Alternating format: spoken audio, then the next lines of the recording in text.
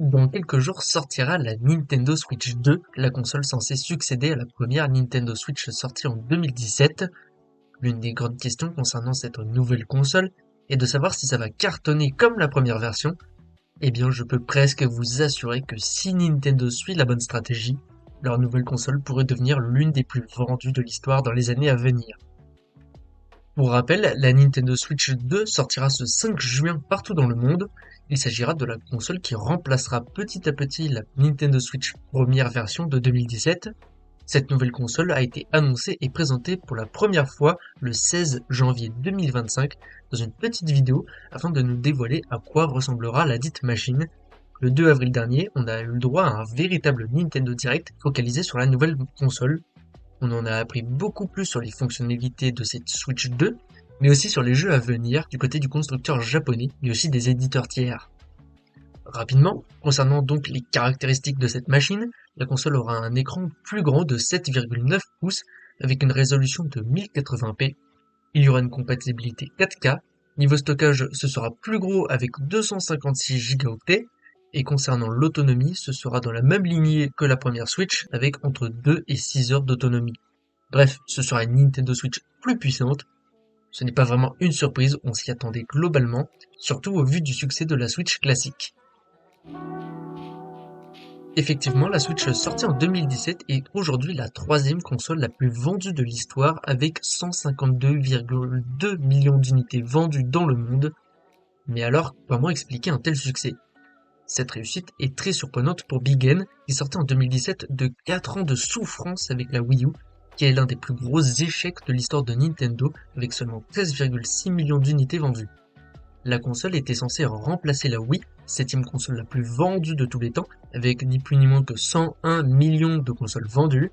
Cependant, la stratégie du constructeur nippon a été désastreuse avec une console pas vraiment vendue comme une console, une absence de jeu majeur au lancement, Mario Kart 8 n'étant sorti que 2 ans après la console, et de soutien d'éditeurs tiers a condamné la console à l'échec. La question s'est donc posée pour cette Switch 2. Est-ce que ça va faire comme la Wii U avec une incompréhension de la part du grand public ? En revanche, il faut croire en Nintendo qui pourrait réitérer le succès de la Switch classique s'ils suivent la même stratégie qu'à l'époque. Si on regarde ces 20 dernières années, il y a un certain pattern dans la réussite de Nintendo. Depuis la GameCube, on observe une certaine récurrence dans les raisons de la réussite ou de l'échec d'une console. Alors bon, chaque console de Big N depuis le début des années 2000 a ses spécificités et donc c'est compliqué d'expliquer totalement le succès ou l'échec de telle ou telle console. Parfois ça peut être lié à la concurrence, d'autres fois à des erreurs, etc. Mais il y a quand même un point qui est évident dans la réussite d'une console, peu importe le constructeur, c'est les jeux au lancement. Si on regarde les consoles de salon de Nintendo, en enlevant de l'équation les consoles purement portables comme la DS ou la 3DS, la réussite de chaque machine est régulièrement liée aux jeux présents au départ. Les deux licences qui symbolisent cela, c'est évidemment Mario et Zelda, les deux poules aux œufs d'or du studio japonais. Depuis le début des années 2000, c'est un fait. Une console Nintendo sans au moins un jeu Mario ou un jeu Zelda au lancement sera au mieux un semi-échec. On peut regarder chaque console concernée, la GameCube n'avait que Luigi's Mansion en lancement en grosse exclusivité, mais pas de grosse licence. Mario Sunshine n'est sorti qu'en 2002, après un an, ainsi que Mario Kart Double Dash et Zelda Wind Waker en 2003. Résultat, la GameCube est un semi-échec pour Nintendo, même si les causes sont bien plus complexes, comme la sortie de la PlayStation 2, ou une date de lancement absolument catastrophique le 9 septembre 2001. Pour la Wii, ce n'est pas la même affaire, la console a été bien plus vendue que la console précédente. Ce n'est pas vraiment une surprise quand on voit le line-up de lancement. Alors certes, Mario Kart Wii n'est sorti qu'en 2008, 2 ans après la sortie de la console, mais Zelda Twilight Princess était disponible à la sortie de la console, comme Wii Sport, même si ça a été gratuit, tandis que Mario Galaxy est sorti en 2007, soit à peine un an après la sortie de la console. Mais pour la Wii U, rebelote, aucun gros jeu majeur au lancement. Aucun Mario 3D ambitieux disponible, aucun Zelda majeur au départ, Mario Kart 8 n'est arrivé qu'après. Bref, c'est un énorme bide pour cette console. Nintendo a alors compris de ses erreurs pour le lancement de la Switch. La console nomade s'est alors vue dotée d'un catalogue exceptionnel. C'est simple, en 2017, année de lancement de la console, cette dernière a eu les 3 licences majeures de Nintendo dans son line-up.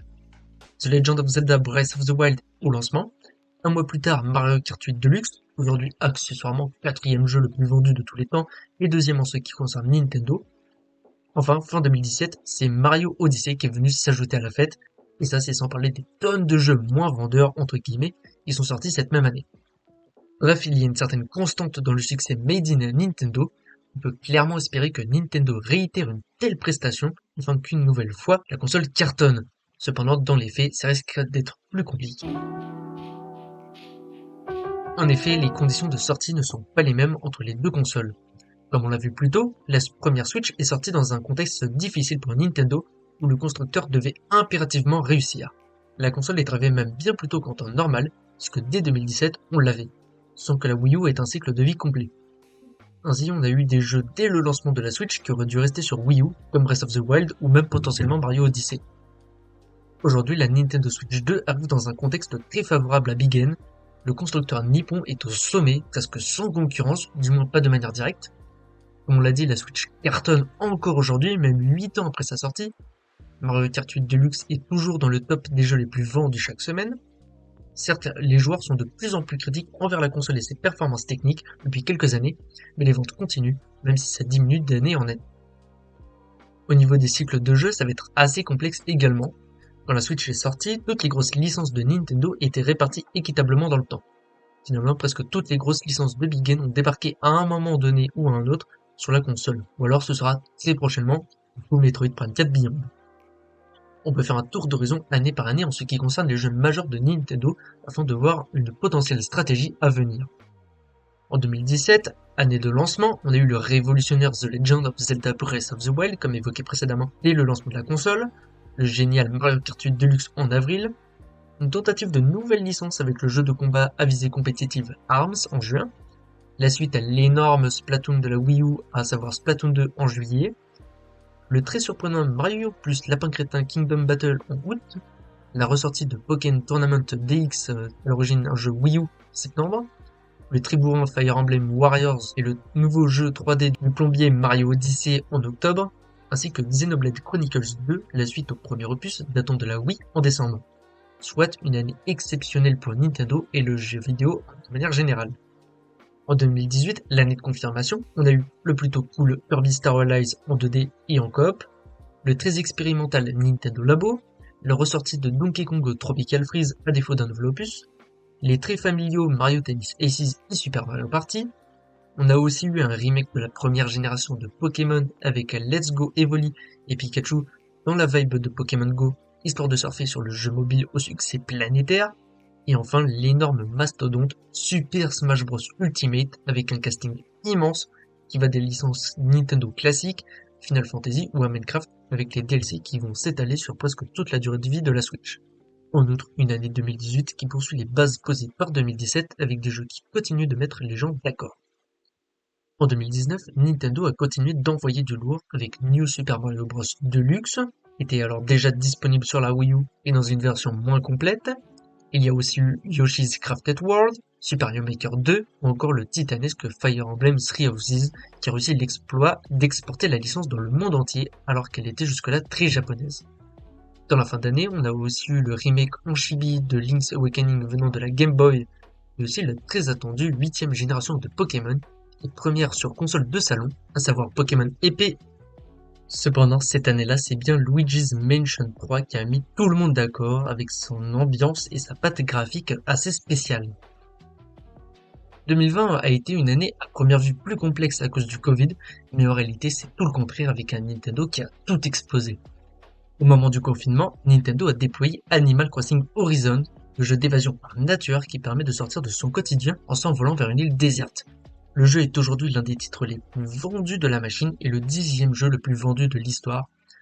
2020 a aussi été l'occasion d'avoir Xenoblade Chronicles Definitive Edition, un remaster du premier jeu de la Wii, Paper Mario The Origami King et Pikmin 3 Deluxe.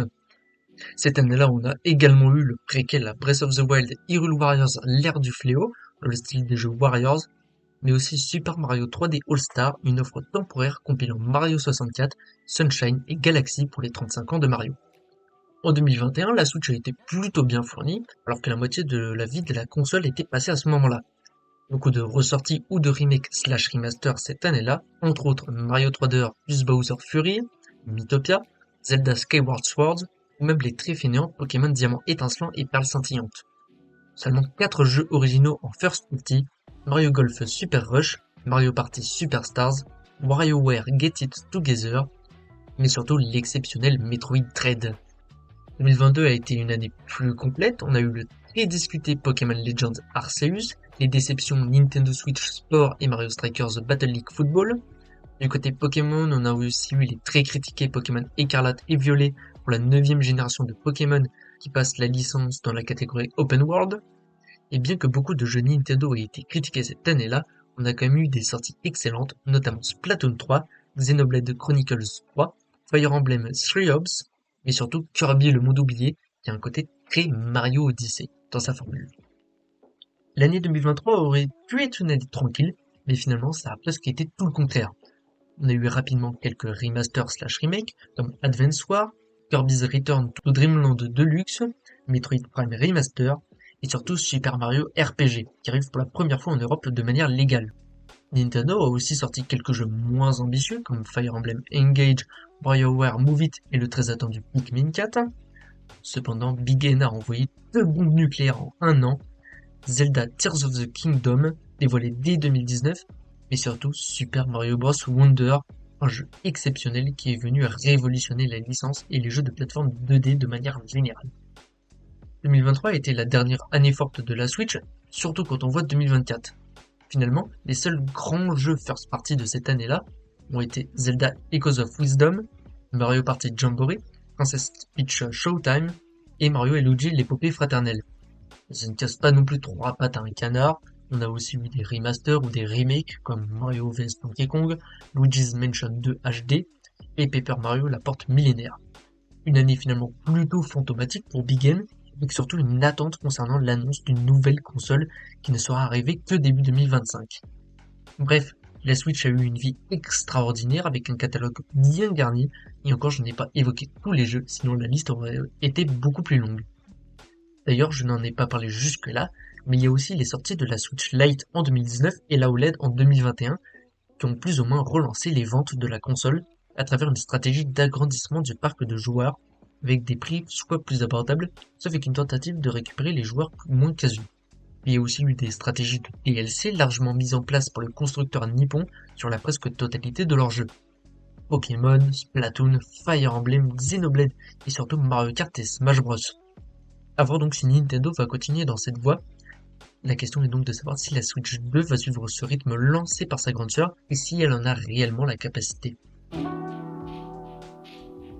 Le Nintendo Direct du 2 avril dernier a présenté un grand nombre de jeux à venir sur la console.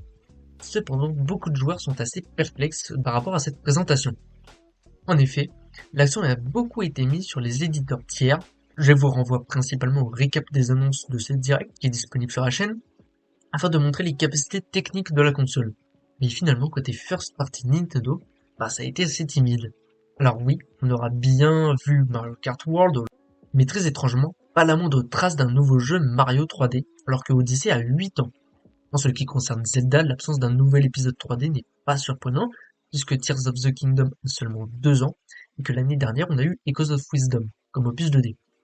Cependant, la licence n'est pas portée disparue, puisqu'un nouvel Hyrule Warriors arrive à la fin de l'année, et que Breath of the Wild et Tears of the Kingdom ressortiront en version léchée avec des versions Nintendo Switch 2 édition.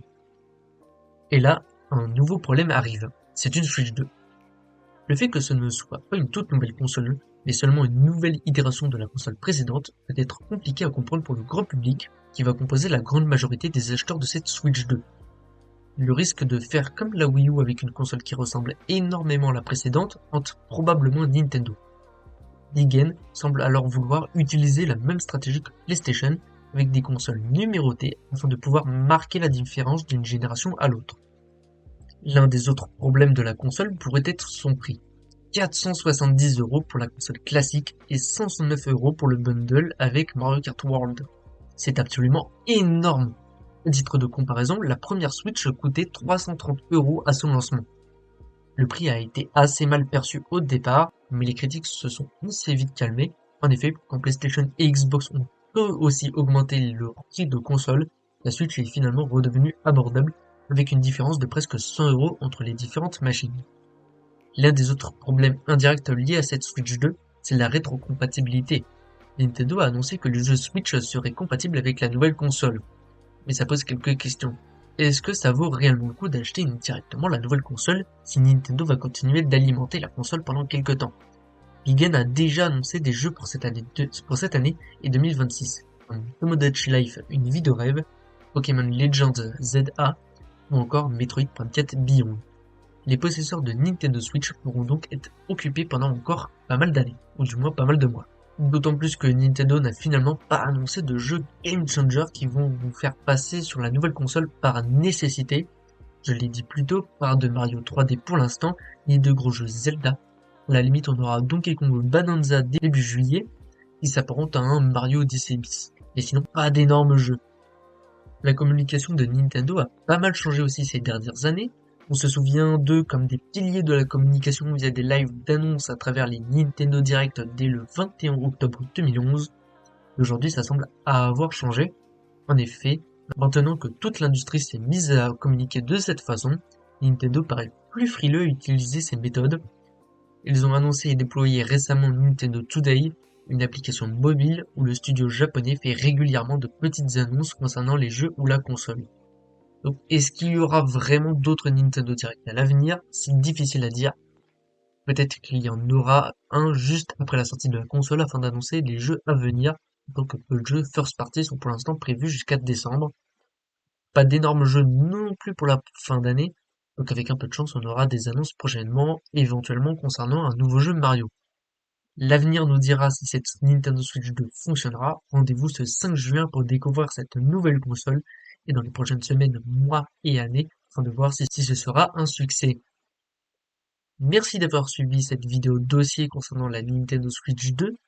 Rendez-vous prochainement pour toujours plus d'actualités pop culture ou d'autres vidéos dossiers, peut-être même concernant la Nintendo Switch 2 ou Nintendo de manière générale dans les prochaines semaines afin de suivre l'évolution de la Switch.